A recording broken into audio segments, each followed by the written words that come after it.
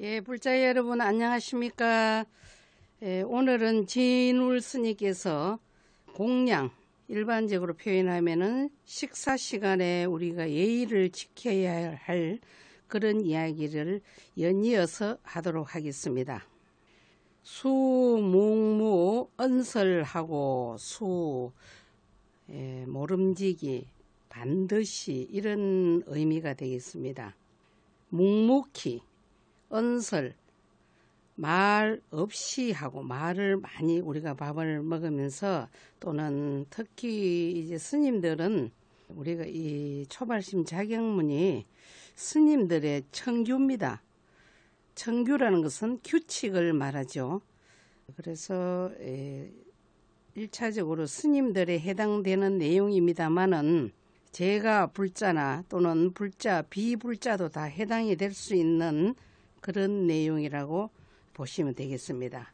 밥을 먹을 때 또는 공양을 할 때는 묵묵히, 그래서 우리가 템플스테이나 또는 일반 우리가 명상 그런 센터에 가면은 묵은 패를 한 개씩 다 이래 자기 가슴에 붙이도록 줍니다. 묵은이라는 것은 템플스테이에 가서 한 3박 4일 또는 2박 3일 여러 코스가 있더라고요. 그동안이라도 말을 좀 적게 하고 또 말하는 시간이 있더라고요. 그렇게 해서 자기 자신을 반조하는 계기가 템플스테이나 명상이나 또는 요가 자체가 인도에서 비롯됐으니까 요가도 말을 많이 안 하도록 그런 그 요가 선생님들 이야기를 들어보면 그렇거든요. 그래서 모름지기, 묵묵히, 무언설하고 말을 적게 하고, 적다는 의미는 없습니다만은 그 내용 속에 포함됐죠. 수방호, 잡념하며 수방호. 아까도 말씀드렸듯이 초심은 청규이기 때문에 어떻게 보면 굉장히 딱딱합니다. 그래서 강요한 표현이 굉장히 많아요. 모름지기 수라는 뜻은 반드필자의 뜻이거든요. 그래서 들어보면 굉장히 강요하는 그런 의미가 되겠습니다. 사회적인 어떤 법도 강요가 되지 않으면 이 우리 사회가 더욱더 혼탁하겠죠. 그래서 강요가 결국 나쁜 것만은 아니더라. 왜? 사회 질서와 성리의 규칙을 위해서는 그런 강한 그런 메시지를 좀 던져야 되겠죠. 모름지기, 반드시 잡념을 막아 두호라는 것은 자기 자신을 잘 이렇게 단속하는 게 되겠습니다. 다른 일을 두호해 주는 게 아니라 내 자신의 지나친 그런 잡념이, 잡된 생각들이 많지 않는가를 잘 보호하고 막습니다. 막으며 또 역시 모름지기가 나옵니다. 수지수식이, 모름지기, 지자를 여기서 알라라는 걸 먼저 강요해도 되겠습니다만은 해석하는 분에 따라서 다 다르겠죠. 저는 여기서 모름지기 너희들의 알라 이렇게 먼저 말을 하고 하겠습니다. 모름지기 너희들이 알라, 뭐를? 수식이라는 것은 밥을 받을 때 저희들이 대중생활 하면은 바로 공양을 합니다. 비단 스님뿐이 아니고 요즘 템플스테이나 여러 요가 명상하는 거 보면은 거의 바로 공양식으로 합니다. 그리고 이제 그 바로 공양에 힘입어서 요즘 저희 사찰에도 합니다만은 뷔페, 자기가 먹을 만큼 이렇게 들어서 그 음식물을 버리지 않고 다 먹는 거. 그러면은 설거지 하시는 분도 좋고 또는 시주물이나 우리 또 남편이 열심히 벌어온 그 돈을 낭비하지 않습니다. 그래서 먹을 만큼 들어서 이래 먹는 걸 요즘 말로 뷔페를 하죠. 모름지기 너희들이 알라. 밥을 받을 때는 단요 형고하야. 다만 형고라는 것은 우리 형상 마름을 치료해서 예, 요즘은 요즘뿐이 아니고 오군이 있잖아요. 뭐 탄수화물이라든지 비타민이라든지 뭐 지방, 칼륨 뭐 여러 가지 그런 식품을 우리가 많이 영양학자들이 나눕니다. 그죠? 그래서 현고라는 것은 내가 맛이 있는 것은 굉장히 많이 먹고 맛이 없는 추라는 것은 멋스러운 그런 음식, 예, 그런 음식은 먹지 않고 그렇게 하면 안 되고, 우리 형상이 마르면은 도업을 이루기가 힘들잖아요. 그래서 형상 마름을 치료하기 위해서 먹는다는 거죠. 그래서 우리 바로공양시에 5간계가 있습니다. 5간계 중에 네 번째에 해당되는 내용이 되겠습니다. 정사양야 이요현고라는 네 번째에 해당되는 그런 내용이 되겠습니다. 이거는 간단하게 그냥 줄여서 현고라는 말만 나왔습니다. 진울 스님께서는.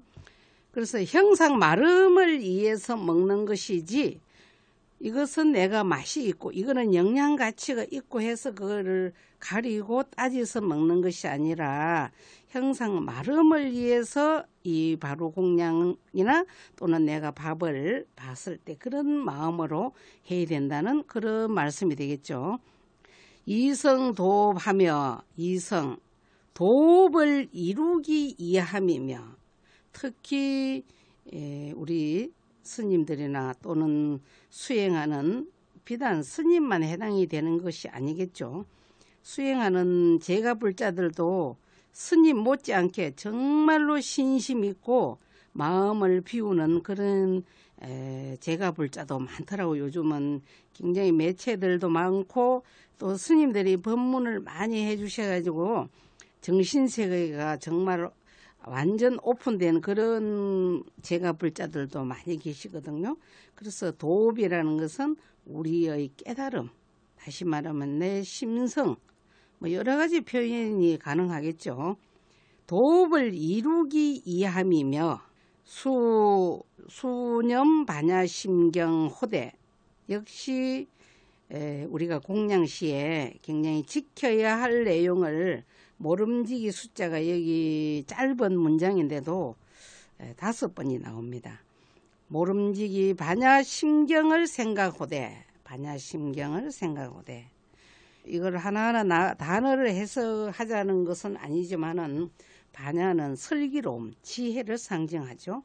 반야심경을, 우리 마음을 지혜스럽게 하기 위해서 조용히 내 자신의 그 번뇌망상이 일어나는 것을 이렇게 조용히 가라앉히는 그런 표현이라고 해도 됩니다. 반야심경을 생각하되 간삼륜 청정하야. 간삼륜, 삼륜이라는 것은 시자, 수자, 시물 이렇게 됩니다. 시자라는 것은 베풀 시자에 가지고 베푸는 자를 말합니다. 그러면 대표적으로 여기서는 우리 신도님이 되겠죠. 또 그렇고 또 우리 일반 제가 분에게 표현을 빌리자면은 우리가 형제나 또 여러 친지 건속들에게 베푸는 시자, 베푸는 사람, 수자, 예, 시자가 있기 때문에 상대적으로 수자가 있기 마련이죠. 수자는 받을 숫자입니다. 받는 자입니다. 그래서 시자와 수자, 고로 시물이 나옵니다. 시물. 또는 우리가 시물이라고 표현을 잘 안 하죠. 일반적인 말로는 물질이라고 합니다. 물질.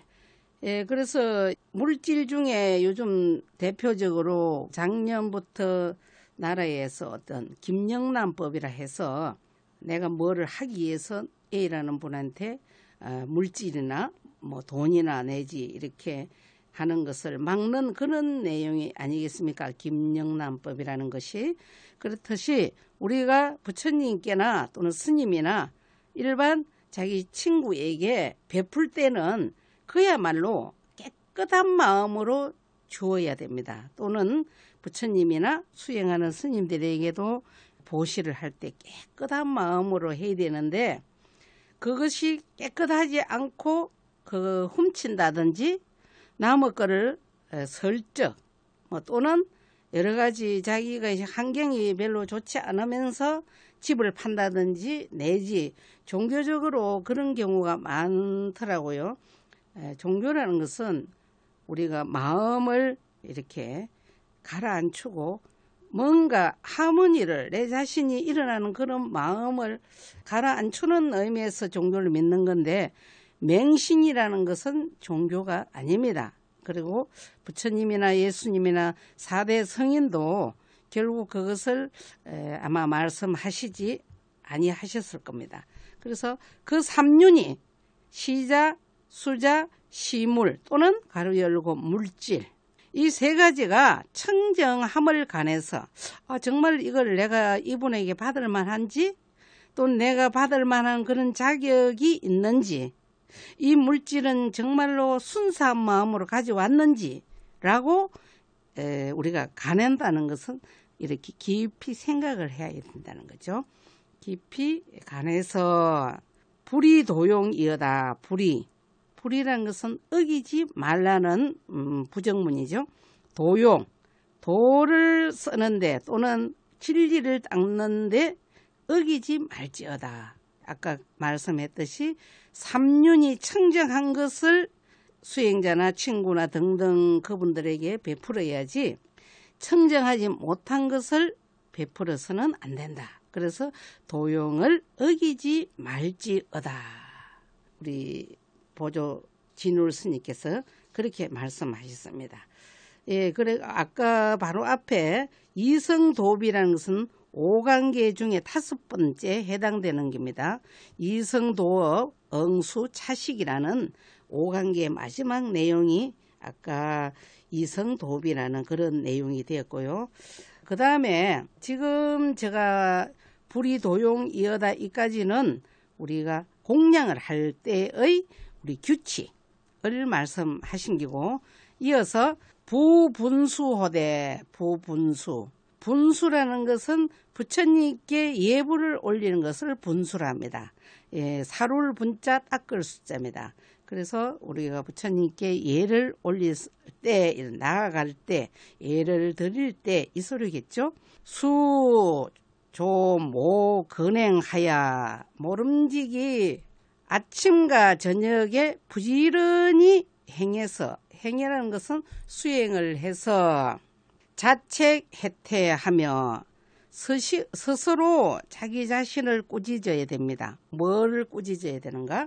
자기가 요즘 너무 나태하지는 않는지 게으르지는 않는지 등등을 자기 자신이 살피는 겁니다. 스스로 해태를 꾸짖으며 지중행차에 대중이 오늘 입성스님께서 오늘 대중스님들 울력이 있습니다. 몇 시에 냉이를 캐러 다 갑니다. 이렇게 공고를 했을 경우 지중행차에 대중이 어떤 행하는 차례를 알매 오늘 어디에 간다는 것을 분명히 무엇을 하겠다는 이야기를 다 들었습니다.